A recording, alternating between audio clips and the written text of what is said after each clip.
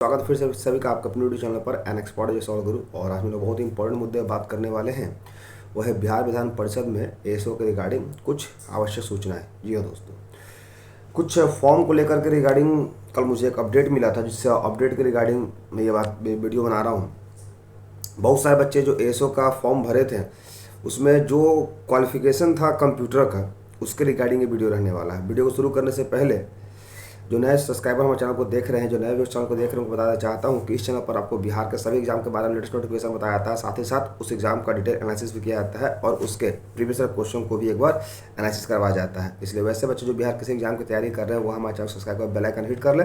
साथ ही साथ बिहार विधानसभा और बिहार विधान परिषद के लिए जो एएसओ का पोस्ट है, उसके लिए फ्री मॉक टेस्ट आप लोग को दिया जा रहा है। एक दो दिन से थोड़ा सा कुछ बिजी रहने के कारण वो मैं आपको नहीं दे पा रहा था, लेकिन फिर से आज से वो आपको मॉक टेस्ट 3rd शुरू हो जाएगा। आप लोगों ने देखा ही था उसमें लेवल ऑफ क्वेश्चन किस तरीके से था, काफ़ी बढ़िया लेवल जो उसमें जा रहा था। और हर उस पॉइंट को मैंने उसमें टच किया था जो कि एक एग्जाम पॉइंट है, उससे इंपॉर्टेंट होता है एक बच्चे के लिए, ठीक है। इसलिए और आप लोग काफ़ी अच्छा सपोर्ट भी मिला उसमें, बहुत सारे बच्चे उसको काफ़ी लाइक किए थे, क्योंकि जाहिर सी बात है कि जिसमें जो एएसओ की सीट है वो काफ़ी कम है और इसके अवस्था में कंपटीशन तो ज़बरदस्त होने वाली है। तो जिन बच्चों का भी लेवल ऑफ जो नॉलेज रहने वाला है, अगर अधिक रहेगा तभी जाकर वहाँ पर आपके सिलेक्शन की संभावना बनी रहेगी, ठीक है। अब बात करते हैं बिहार विधान परिषद एएसओ में क्या कुछ ऐसा है जो कि आपकी एप्लीकेंट को रद्द कर सकता है। कुछ बच्चे यहाँ पर केवल टाइपिंग देख करके बहुत बड़ा ब्लंडर मिस्टेक कर दिए थे। यहाँ पर जो टाइपिंग का जो कंप्यूटर जो सर्टिफिकेट मांग रहा था वो ओ लेवल का मांग रहा था। जी दोस्तों, हाँ, ओ लेवल का सर्टिफिकेट जो है वो बेसिकली मांगा जा रहा था। और इसमें बहुत सारे बच्चों ने क्या किया कि अपना डीसीए का सर्टिफिकेट लगा दिया था या फिर एडीसीए का लगा दिया था। तो एडीसीए जो होता है वो बेसिकली ओ लेवल का एग्ज़ाम नहीं होता है। हालांकि कुछ बच्चों का कमेंट ये भी था कि सर ये वांछित योग्यता है, यानी ये अनिवार्य नहीं है। तो याद रखिएगा, अनिवार्यता वहाँ पर देखी जाती है जहाँ पर सीट बहुत ज़्यादा अधिक होती है। यहाँ पर सीट ही कम, अगर बात करते हैं जनरल का, तो उसमें 3 है मेल जनरल का और 1 है फीमेल जनरल का। अब इस अवस्था में आप सोचिएगा कि हम डिज़ायरेबल क्वालिफिकेशन के बिना उसमें आ जाएंगे तो आपकी सबसे बड़ी मूर्खता होगी। यानी दिन में सपने देखना जो होता है ना, मुंगेरी लगे सपने, आप वो देख रहे हैं। 2 तरह के स्टूडेंट होते हैं, एक जो आने वाले हवाओं के रुख को पहले ही पहचान लेते हैं, दूसरा उस हवाओं को झेलने के बाद पहचानते हैं कि इसका रुख कहाँ से था। तो आपको आज के दौर में आने वाले हवाओं का रुख पहचानना होगा कि वो किसके साथ चल रही है, आपके या आपके विपरीत। अब यहाँ पर बहुत सारे बच्चों को कमेंट करता कि नहीं सर हमने भरा है और हमारा टाइपिंग बहुत बढ़िया है, हमारा हो जाएगा। तो आप इस भ्रम में जी रहे हैं कि आपका हो जाएगा।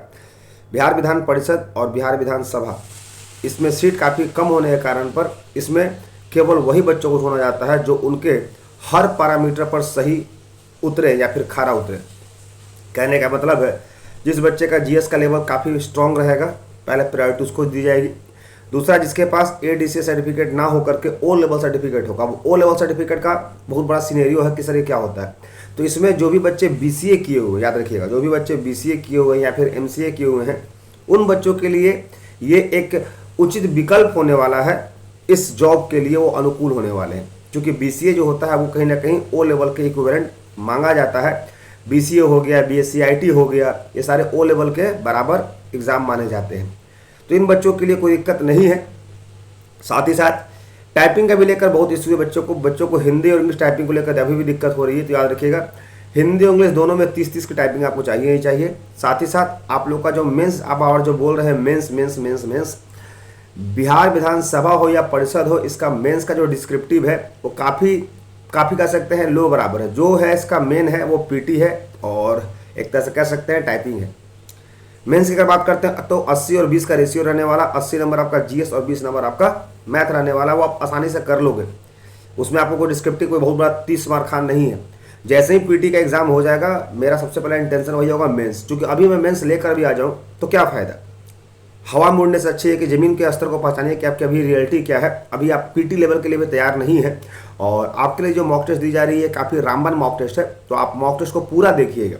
कुछ बच्चे क्या करते हैं कि मॉक टेस्ट देखें, हाँ 1-2 क्वेश्चन बन गया, अब वो अपने आप को इतने काबिल समझ रहे हैं कि अब ये हमारे लिए है ही नहीं, हम इससे बहुत ऊपर हैं। तो ये भ्रम है और इसी भ्रम में बहुत सारे बच्चों ने अपने ज़िंदगी का एक कीमती वक्त गुजार दिया है और लास्ट में उनको एक चीज़ हाथ आई, वो है निराशा।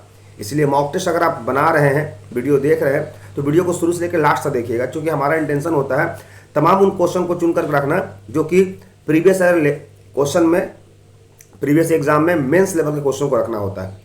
पीटी लेवल के क्वेश्चन अगर मैं आपको लेकर आऊँगा तो बच्चे कॉन्फिडेंस में बहुत बहाबही मारते हैं। कुछ बच्चे मेंस के भी 2-4 क्वेश्चन बना लेते हैं तो अपने आप को 30 मार्क खान समझते हैं। याद रखिएगा, हर साल 6 लाख बच्चे इंटर पास कर रहे हैं, हर साल 6 लाख बच्चे ग्रेजुएशन पास कर रहे हैं, और ये बच्चे वो हैं जो आपसे अधिक नंबर लाने वाले हैं। ये बच्चे वो हैं जो आपसे ज़्यादा प्रतिभावान हैं, प्रतिभाशाली हैं।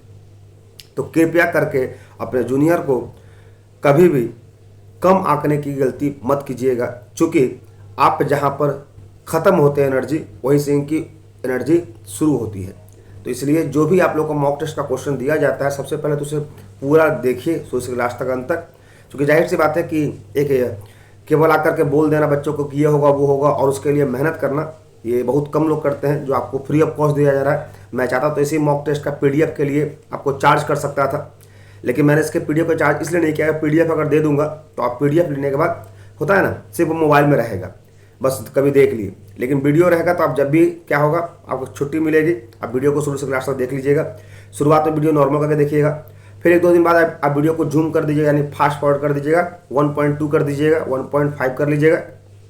तो इस तरह से अब क्या होगा, एक वक्त आएगा जब सारे क्वेश्चन आपके ब्रेन में मेमोराइज होंगे, रिवाइज हो जाएंगे। ठीक है, साथ ही साथ ये वीडियो जो है वो कहीं ना कहीं मैं आप तमाम भाइयों लोग को पहुँचा रहा हूँ जो कि आर्थिक से कमज़ोर है। यानी आप इस वीडियो के माध्यम से अपना तो सफलता कीजिए, आपके अपने भाई बहन या अपने दोस्त जो आपको लगता है जो काफ़ी गरीब है, काफ़ी आर्थिक रूप से कमज़ोर है, वंचित है, जिसको एक ऐसे व्यक्ति की सहारा चाहिए जो उसे मुफ्त में वो खुशियाँ दे दे, वो समर्थन दे दे जो शायद कोई पैसा लेकर भी ना दे। आज पैसे का व्यापार इस तरह से हो चुका है कि किसी भी संस्थान कोचिंग में जाते हैं, कभी कभी मैं भी स्टूडेंट बन के जाता हूँ, तो वहाँ बच्चों को भेड़ बकरी की तरह ट्रीट किया जाता है। मतलब एडमिशन तो छोड़ दो, इंक्वायरी इस तरह से दिया जाता है जैसे कि वो कोई भेड़ बकरी है, ये है वो है, बस इतना हुआ, जाओ पैसा लाओ पैसा लाओ पैसा। सिर्फ पैसे के लिए पूरी की पूरी इंडस्ट्री काम कर रही है। मतलब एजुकेशन इंडस्ट्री नहीं हो गया, पैसे की इंडस्ट्री हो गई है। और केवल वो लोग बड़े बड़े वो जो चेहरे हैं, वो केवल चेहरे सामने आकर इतने बड़े बड़े उपदेश देते हैं, जैसे लगता है कि वो दुनिया के मसीहा हैं, वो गरीबों के मसीहा हैं। और वास्तव में जब गरीब उनके पास पहुँचते हैं तो तुरंत उनसे पैसा चार्ज किया जाता है, आप 1500 दो, आप 2000 दो, आप 2500 दो, आप 4000 दो। तो इस तरीके से कहीं ना कहीं मेरा नहीं लगता है कि, मुझे व्यक्तिगत तौर से नहीं लगता है कि वो बच्चे कुछ आगे कर पाएंगे, क्योंकि जाहिर सी बात है उनकी भविष्य के निर्माण ही गलत हाथों में चली गई है। ठीक है, तो कृपया आप ऐसा ना करें। आप इस वीडियो को अपने उस गरीब, उस वंचित दोस्त को जरूर शेयर करें जो इसको नीड है, ताकि उसका ही भला हो सके और ज़िंदगी भर वो आपका एक एहसान मंद रहे कि हाँ भाई, तुम्हारे कारण एक अच्छे व्यक्ति से मेरी कह सकती है मदद हुई। ठीक है, सो आज का वीडियो बेसिकली यही था, इसलिए मैंने वीडियो बनाया था ताकि बहुत सारे बच्चों की जो एप्लीकेशन रिगार्डिंग जो कॉन्सेप्ट है वो क्लियर हो जाए। ठीक है, so that's all, thank you, bye bye, take care, जय हिंद, जय भारत।